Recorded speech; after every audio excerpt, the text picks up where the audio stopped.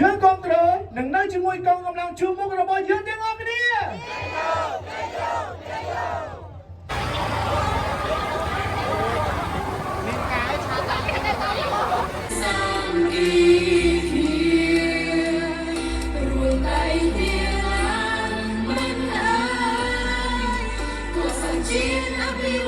គឺមហាគ្រូសាស្ត្រខ្មែរបានចូលរួមយ៉ាងច្រើនកកនៅក្នុងការគ្រប់គ្រងរដ្ឋាភិបាលក៏ដូចជាការគ្រប់គ្រងរដ្ឋសមាជិកផ្សេងៗតែហើយនេះគឺជាការ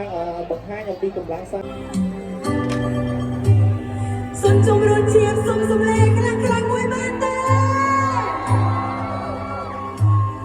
សូមអរគុណ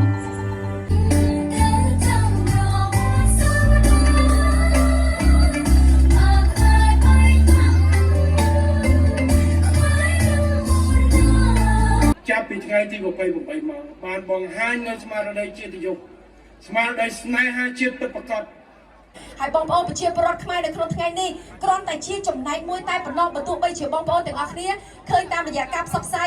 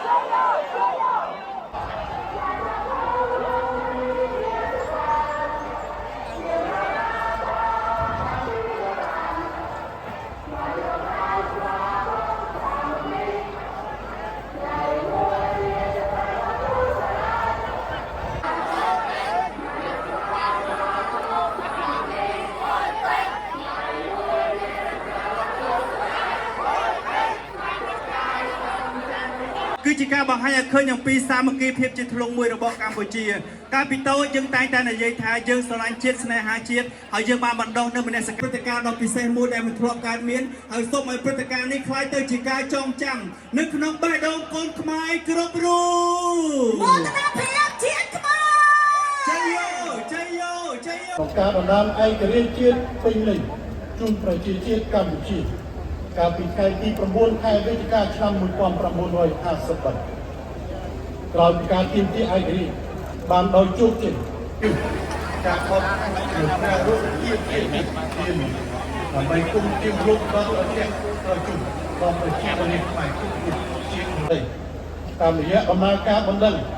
ទៅកាន់តុលាការយុត្តិធម៌អន្តរជាតិក្រុងឡាអេនៅថ្ងៃទី6ខែតុលាឆ្នាំ1959ដើម្បីទាមទារមកវិញនៅអធិបតេយ្យតែនៃលើប្រាសាទព្រះវិហារនិងទាមទារឲ្យព្រះរាជាណាចក្រថៃទាំងឡាយចងអូពីសានសាសិល្បៈចំឡាំងវិចិត្រគុំនិនសឹក